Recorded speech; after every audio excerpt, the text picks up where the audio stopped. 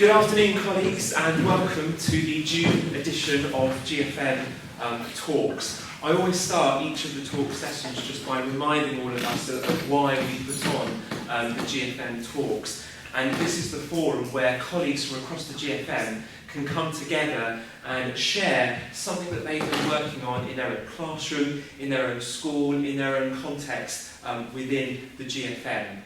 We're hearing from two colleagues from the secondary phase of the GFM this afternoon. I'll now introduce the first speaker, Brune, teacher of design technology at Brune Community School, who is going to talk about resilience and the importance of positivity. So I will hand over to Brune. Thank you. Well, okay, so like I said, I'm going to talk today about resilience and positivity. Now, why did I want to talk about this? Well, I think it's very easy for us to forget why we became teachers, and we don't always reflect about our jobs compared to other jobs, and we get stuck into our little bubble of, I'm a teacher, and we don't really think about that in the greater context. And so, really what I'm going to do now for you there on the board. Okay? So it's a little thing. What do people say to you when you tell them you're a teacher and they're not teachers? You bump into people, you meet them, and you're like, what do you do for them? I'm a teacher. And you get these different comments from them, like, oh, good for you. Oh, you're a teacher. Oh, what age? Rather you than me. Oh, I could never do that. Oh, worst job in the world. I went to the vet with my dog. This is a vet. Now, a highly trained professional. And she said to me, and we were talking, she was like, oh, you're a teacher. Oh, I could never do that. That's a tough job. No, it's not. Hang on. You're a vet. Okay? You're making decisions daily. Now, if you do your thing wrong, they're dead. If I do my job very wrong, but if I do something wrong, I can go and address it the next day. And so we sometimes get stuck. And so people have this image of teaching, and if we're not careful, we get stuck into that image of teaching as well. And people think it is a tough job, but so is every other job. So are all these other jobs. So we just need to think about how lucky we are to be teachers, but also just why do we get into this mindset, a lot of teachers, why do we get, especially towards the end of term, why do we get ground down with this little mindset of where we're at with these things? And so just going to have a little work through these things a little bit here with us really today. So, positivity and being our job, we all know that we're in a really good job. We enjoy our job. We're in a great, fantastic career. You're really flexible in what you can do. You can be creative on a daily basis. You're dealing with lovely people on a daily basis. Even, dare I say this, if you actually work it out, we're paid quite well as well for what we do compared to some other careers. And we work really, really well in these careers.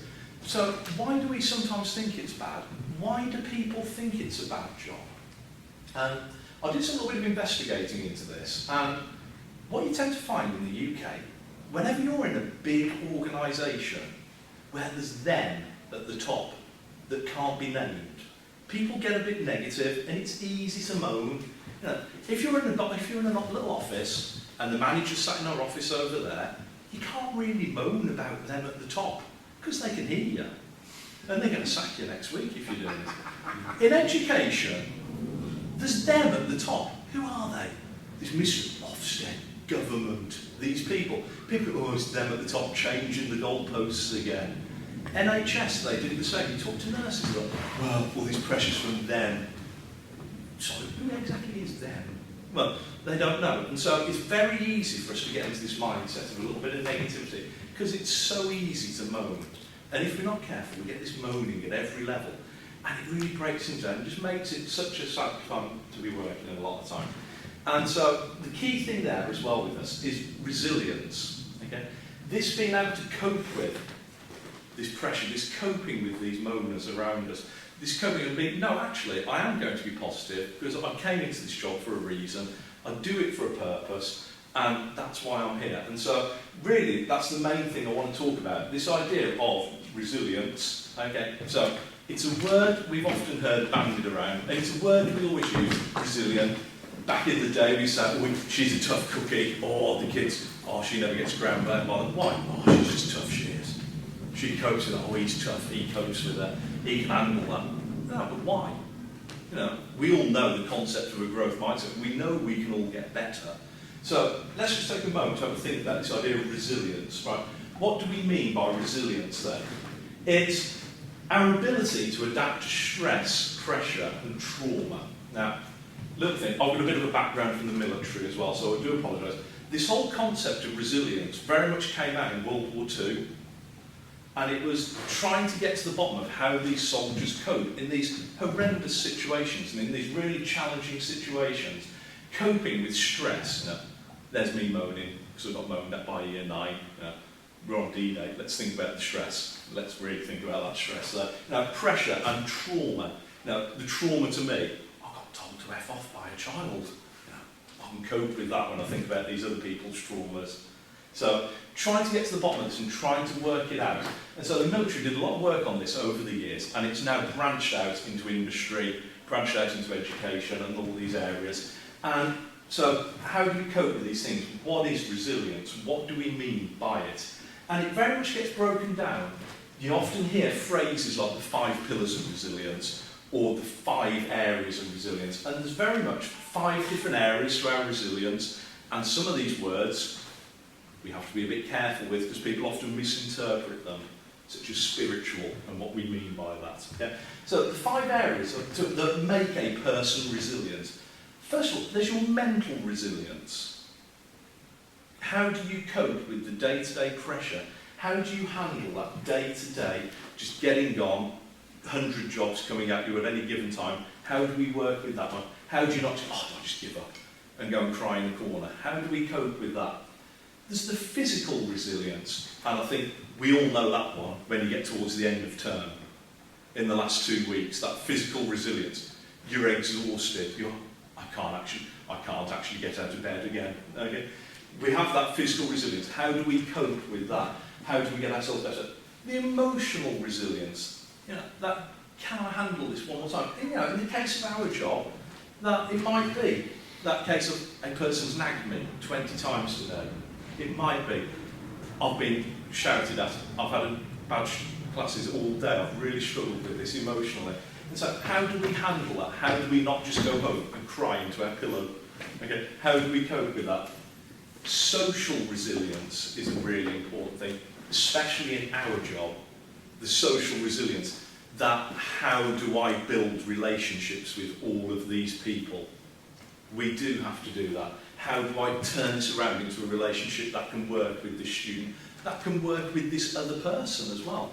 We are, in our job as well, in a very unusual social situation compared to most other jobs. There are teachers who will spend the day having not spoken to another adult. You might spend your day surrounded just by 9 or 10-year-olds. You will get a parent go, I had the kids for a half term.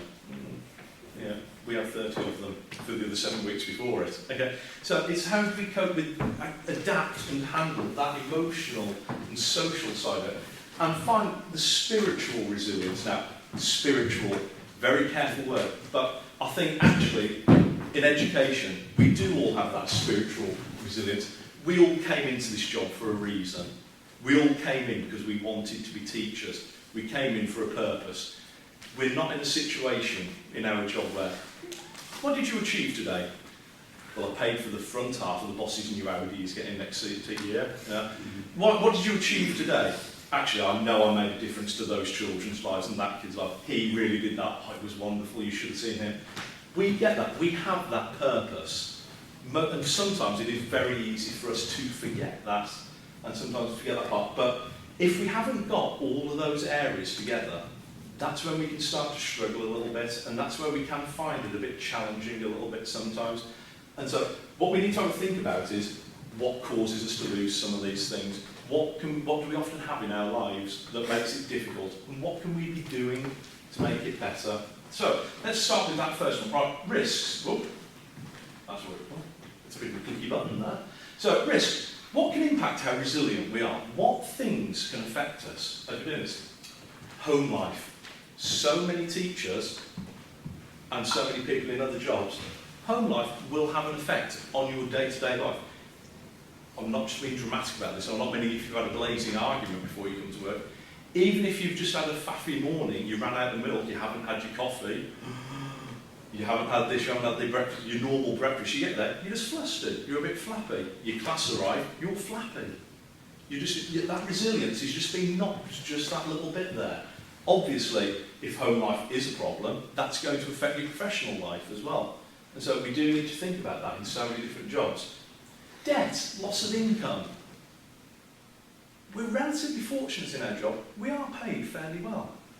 We are paid reasonably well. But people will have debt. And if you've got debt, and not just loss of income, fear of loss of income is a big thing with so many teachers. So many of us sit there twitchy and panicking. They're doing a book look this week. It's observations time. It's results time. You know, that fear of loss of income. If we haven't got that confidence from that, that can affect our resilience. That can affect how tough we are. Illness will really affect your resilience. If you're feeling rough, if you're feeling ill, that's going to affect your ability to handle those stressful situations in the classroom. It's going to have a massive impact on you. Bullying, discrimination, such a tricky one, this one, isn't it? And we can often, if we're not in the right workplace, get this in two different ways. Some people will feel bullied by students. They will feel discriminated against by the students. They will go into the classroom a little bit uncomfortable, knowing, oh, no, I've got them today. I had a really difficult lesson with them last time. What are they going to do? That's immediately putting you on a little bit of a back foot. You're just not as resilient as you were, and you could have been. Okay? Low self-esteem can often come from all of these things. Now, if a person isn't totally confident in what they're doing, that can have a major problem for them. Bit of a dodgy one here. Poor coping strategies. How many people go for a glass of wine at the end of a busy day? How many people will go and get drunk? Oh, I deserve it, I've had a tough week. Okay, let's go and have a few drinks. Okay, that can be a real problem. That long term can have a major knock on your resilience, your mental health, your ability to cope with these things can be really affected by that. I mentioned this one earlier, isolation. That is a problem in education. So many teachers don't talk to each other because they don't have time in the day. They will arrive to work, crack on in their classroom, end of the day, crack on, get some marking, get some prep done for the day. By the time they look around, oh, there's no other grown-ups. Okay? Haven't actually got anyone to have an adult conversation with. A lot of fear of failure is a major issue that we have here as well. You know, constantly worrying, I've got to get this lesson right. What if there's a drop in?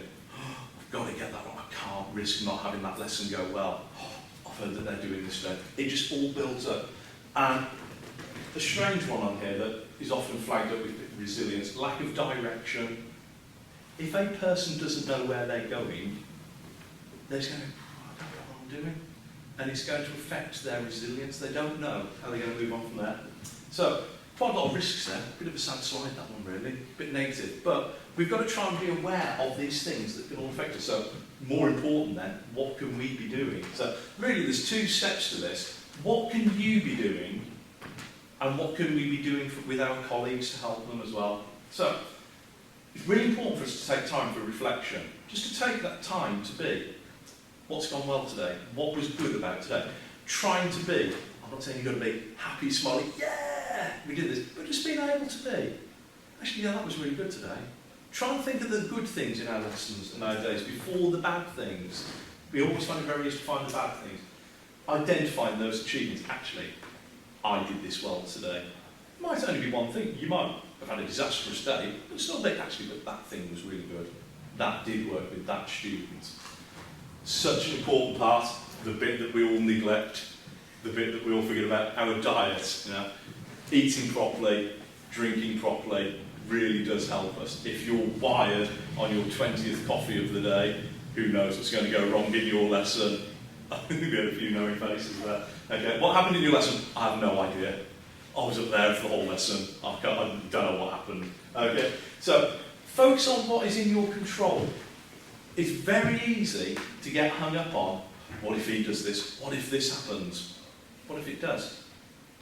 What can you be controlling in your lesson? What can you be doing? What can you be getting right? What can you be getting on a day-to-day basis in there? Okay, and then the battery's going on this. Okay, learn to relax. Okay, we've got to try and relax. We've got to take that time. Even if it's 5 minutes, stop. No, actually, we will sit in the office and have a natter about what happened on EastEnders last night. Just that 5 minute switch off is really important. And that 5 minutes might be all that it needs and all that it takes. We don't want to go extreme with that. I used to have, when I first started teaching, quite a few years ago, our head of department back then, his thing was at lunchtime, he shut the office door, we had a nap for 20 minutes. Okay. We maybe can't go that far anymore, it would be lovely, but we maybe can't manage that anymore. Rewarding yourself, you know. We're not monks, although we have come into this job for a good reason, and we want to do well, and we want to make things to children. We do still deserve a reward every now and then, you know. Actually taking that time to be like, end of term, I'm going to do this, oh, we'll have a lovely night out, we're going to do this, I'll buy that for myself to do really well. Okay, so do actually remember, it is a profession, it's not actually a calling. Okay? It wasn't just working on, oh, I've got to do this thing. Okay? So challenging yourself, outside, in work and outside of work, having something else to focus on other than the day-to-day is so important. If you're, end of the day, right, I need to nip off late today because I'm building up to my 10k run I'm doing in October, or I need to go and do that, or I've got to go and do that thing, or I need to get back and do my new plants that I've planted for the summer. Have your thing that's just going to switch you off from work, and it's very easy to forget that. And just remembering your key values and standards. Remembering what it is that you think is why you wanted to be a teacher, why you want to do your job. I want to do this thing, am I still doing that? You know, take time to reflect on that and think about those things. And they're just going to help build all those pillars of that resilience. Okay? And last sort of thing as well, because many of us in here, well, all of us actually here are leaders, aren't we? Even if we're not in actual leadership position, we influence those around us, and we can have a big impact on those around us. So what can we do to help our other colleagues be more resilient? And this is quite an important bit, I think, okay? With a battery that works, okay? Take time to listen to each other, okay? It's so useful just to have that venting 5 minutes. And it can be a negative 5 minutes, as long as you keep it to that 5 minutes. Oh, that class I just had. You know, that helps. Ah, that's better. Let's move on now to the next class. Okay, be optimistic with those people around you, but realistic, obviously. Don't, oh, you're the greatest teacher ever. Okay, so be optimistic with our colleagues. You know, you are good at this, you are good at that. Remind people of what they're good at. Highlight their successes. We know you still need to work on this, but actually you are really good at that. That is something that is really special about you. You are good at that thing. Okay? It's an interesting thing that we often forget about. Allow people to make their own choices. We know this from our teaching. If you tell them you must do it this way, you're going to switch off half your class. If you say, we've got to get here, how are we going to do it? And you let people make their own choices. That helps them, it engages them, it brings them in. Your colleagues are going to be more willing to cope with these things. Like I said, we talked about relaxation. How often do we as managers or leaders encourage relaxation? How often do we actually say to everybody, actually, yeah, let's sit down for 10 minutes. Let's have a chat. How often do we do that? And that's something I think we do need to consciously try and do more. We do need to be better at a lot of people. Being positive, like we said about earlier, being positive, being optimistic. Being positive is really important. Having that mindset of, yeah, everything's going well. The last thing you want when you've had a bad lesson, going to your boss and going, oh, that didn't go well. Your lesson didn't go well. Well, let me tell you, what's the point? I give up. Okay, so if everything above you is telling you it's bad, you're never going to be resilient. What's the point? It's a waste of time. Let's all knock it on the head now, shall we? Okay, it's all going wrong everywhere. Nice thing that we often forget about, rewarding people and surprising people. On those little things, you're having a tough day, could be nothing better than your boss coming in, there's a cup of tea for you, without even asking for it, Just ask all that nudge there, okay? So, just be, just that turn up, actually, I did bring the cakes in today, and just surprising people and being nice to each other. There's a really, really useful thing, and we had our values and standards personally. Culture and ethos is so important on this. If we've got a culture of building people's resilience, of working together, of helping each other, that people believe that actually, yeah, they're not out to get me. We are all in this together to try and improve and get better. That's really going to help all of us, and we're all going to get there, and we're all going to achieve it. So, by doing all of those things, we can hopefully get back to those 5 pillars of that resilience, and we can build all those areas of ourselves up. And if we just try and reflect on all these things, we can be more positive. We can just come out of our day going, yeah, that was a good day. I'm looking forward to tomorrow. We've got a chance to succeed. I'm going to be really good at these things. So, positive thinking and resilience, I just think it's a really important thing, and hopefully we can all try and do a bit more of it. There we go. Thank you.